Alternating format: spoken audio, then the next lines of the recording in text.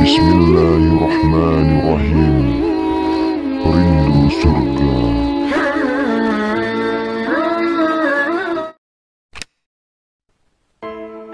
Kita tak tahu acara macam ini sampai berapa lama masih diizinkan oleh Allah. Satu persatu larangan telah dibuat untuk mengurangi pertemuan-pertemuan yang sifatnya massal seperti ini. Di Arab Saudi kita sudah sama-sama paham apa yang saya sampaikan, hadis tentang akan terhalang umatku nanti di akhir zaman melaksanakan ibadah haji dan umroh, sepertinya sekarang sudah jadi kenyataan. Sesuatu yang mungkin membuat kita tak mengharapkan kalau terjadinya di zaman kita, tetapi kita sudah menyaksikan sekarang. Jumat kemarin pemerintah kerajaan Arab Saudi melarang khutbah tak boleh lama. Jumat seluruhnya dari khutbah sampai selesai hanya 15 menit. Dan sekarang mataf juga dilarang orang untuk tawaf di sekitarnya. Mimpi saya 3 tahun yang lalu, saya melihat Ka'bah itu sepi, buram dan suram. Saya tidak mengerti apa maksudnya. Sekarang apa yang saya lihat dalam mimpi jadi kenyataan seperti apa yang ada. Kaum muslimin yang kami muliakan, di Mekah juga sudah ada orang-orang yang terinfeksi oleh COVID-19 ini di Mekah.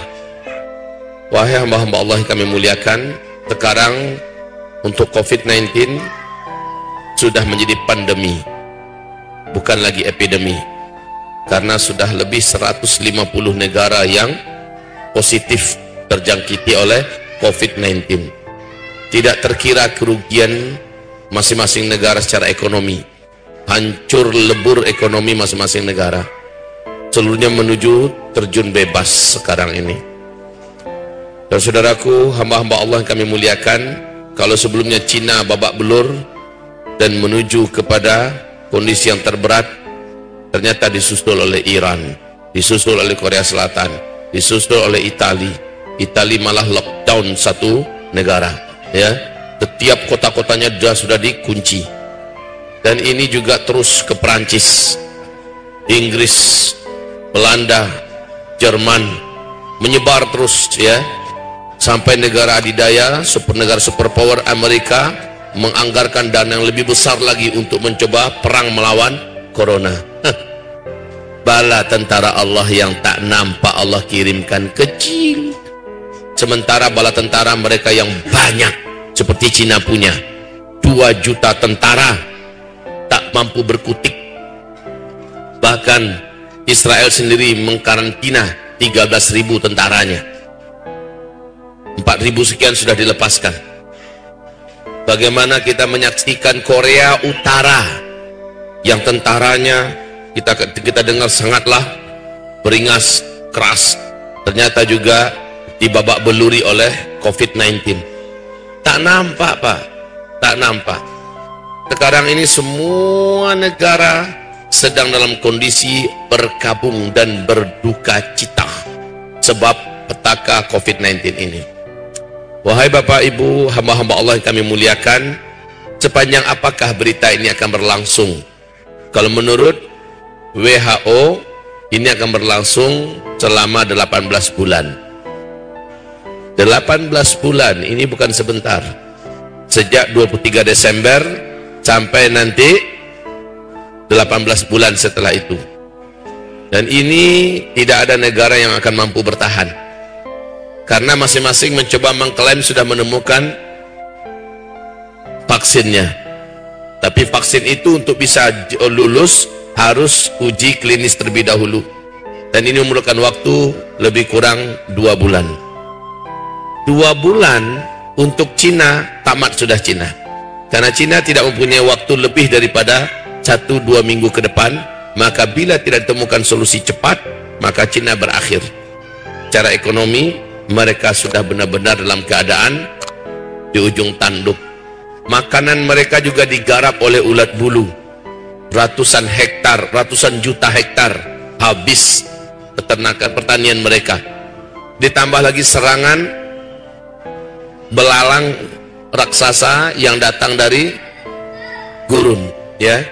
Dan ini kemampuan memakan pertanian yang ada di Cina itu oleh belalang gurun ini, satu hari itu dapat memakan 35.000 stok makanan manusia. Dan menurut PBB, ini belalang gurun yang besar-besar dan menggigit manusia ini, di bulan April besok, ini jumlah mereka sudah 500 kali lipat dari yang ada sekarang. Tak tahu mana yang lebih ganas nanti, belalang ini atau corona. Luar biasa yang sedang Allah datangkan kepada makhluk sombong yang berkata tidak ada satupun kekuatan yang bisa mengguncang Cina. Butuh 1 minggu saja, maka sudah benar-benar kelimpungan dan menuju kepada titik paling nadir bagi mereka sekarang. Dunia susul menyusul. Negara sedikjaya Jepang, teknologinya juga sekarang ini sudah mengerahkan semua daya mereka. Negara yang begitu hebat dan kokohnya seperti Singapura juga sudah mengalami kerawanan pangan, dan ekonomi mereka juga sudah mengalami masa-masa yang sangat berat. Malaysia jangan ditanya, Australia apalagi, ya. Thailand juga sekarang sudah mengalami hal yang sangat menegangkan. Kaum muslimin yang kami muliakan, Indonesia juga mengalami peningkatan yang sangat tajam, sehingga kebijakan demi kebijakan sudah mulai dibuat oleh Gubernur DKI kita, ya, dimana beliau perintahkan sekolah stop dulu, ya kan, sekolah dilanjutkan secara online dan seterusnya, dan kebijakan-kebijakan publik sudah mulai ditutup satu persatu, seperti Car Free Day juga sudah mulai ditutup di beberapa titik dan sebagainya. Dan kemarin secara resmi Bapak Anies sudah memasukkan surat kepada PA 212, kepada panitia yang akan mengadakan acara akbar pada hari Sabtu depan, di mana kita akan melakukan Isra Mi'raj terbesar di seluruh dunia di Monas. Ini rencana kita dalam rangka membela dan membebaskan Baitul Maqdis. Ini program terbesar kita. Kemudian diminta oleh Pemda DKI agar ini di stop dulu, dipending dulu, ya, untuk jangka waktu yang kita lihat ke depan. Kita evaluasi setelah 2 minggu setelah ini. Ibarat Allah yang kami muliakan, bagaimana menurut Bapak Ibu apa yang akan terjadi ke depan? Saya hanya mampu membacakan dari hadis-hadis Nabi, ya. Dari hadis Nabi, inilah yang akan terjadi ke depan. Berikutnya yang akan terjadi setelah bermunculannya penyakit-penyakit yang menular sebagai wabah bagi manusia, yang berikutnya terjadi adalah terjadinya kelangkaan pakan, dan ini sedang on the way. Terjadinya kelangkaan pakan karena orang nggak produksi lagi, Pak. Hewan ternak mati dalam jumlah yang tidak terkira-kira. Sebab negara-negara ketika melakukan lockdown, ya, tiap-tiap kotanya, tiap-tiap negerinya, otomatis rakyat nggak boleh kemana-mana. Maka ternak-ternak mereka yang ada, siapa yang akan urus? Makan minum mereka, siapa yang akan antarkan? Pabrik-pabrik stop. Ini yang terjadi di Cina, Pak. Didatangkan 40 kontainer. Satu kontainer itu bisa membakar mayat dan bangkai dalam ukuran 5 ton. Dan daya bakarnya hanya butuh beberapa menit karena panasnya 800 derajat Celcius. 40 didatangkan, Pak. Sampai-sampai sulfur yang ditangkap oleh satelit yang ada di atas kota-kota Cina itu sudah di atas 1.500. Dan ini adalah apabila mampu membakar 15.000 mayat dalam satu kali pembakaran. Suatu perkara yang mengerikan, wahai kaum muslimin. Ternak-ternak mati semua. Sementara pertanian yang ada digarap oleh ulat bulu dan belalang. Masya Allah, apa yang tersisa lagi kaum muslimin? Pabrik-pabrik stop. Maka stok-stok yang ada di pasaran sekarang, pasaran dunia, ini ngabisin yang sudah ada. Setelah itu semuanya menjadi membumbung naik.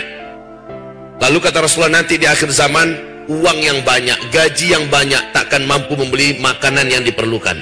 Ini akan terjadi, Pak. Saya tak tahulah bagaimana solusinya, demi Allah saya tak tahu. Ya, uang yang banyak, orang-orang yang digaji banyak, tidak akan mampu memenuhi kebutuhan mereka untuk makan minum saja. Dan pada puncaknya dalam hadis Sahih Bukhari Muslim, tak akan terjadi kiamat sampai terlebih dahulu, kata Rasulullah, tetangga karena lapar, dia akan bunuh tetangganya demi memperebutkan sepotong roti yang ada di tangan tetangga. Ini karena kelaparan, Pak. Dan ini adalah krisis yang akan kita hadapi bersama-sama. Sungguh demi Allah, seandainya Allah tidak memberikan solusi, maka mungkin kita termasuk yang mengalami peristiwa-peristiwa ini dalam kondisi berat, karena kita tinggal di tengah kepadatan penduduk. Kita tinggal di kota-kota besar. Kecuali yang tinggal di kampung-kampung, kecuali yang tinggal di perbukitan, yang membuat perumahan, yang mempunyai perkebunan sendiri, ternak sendiri segala macamnya. Insya Allah mereka punya. Inilah makanya dari dulu saya ajarkan, saya anjurkan, betul tidak? Dari dulu saya anjurkan, ayo tinggal di, siapkan tempat tinggal, siapkan peternakan, pertanian di bukit-bukit. Karena hadis Rasul mengatakan, sebaik-baik orang beriman yang selamat di akhir zaman, yang lari ke bukit-bukit, kata Rasulullah. Mereka bawa ternak-ternak mereka, mereka bawa harta mereka, mereka tinggal di situ dengan keluarganya menyelamatkan imannya. Udah berapa tahun saya anjurkan ini, tapi banyak orang tak peduli, hanya mendengar saja. Nah sekarang kita tinggal di kota-kota besar, dalam keadaan kelaparan nanti, kemana mau didapatkan makanan?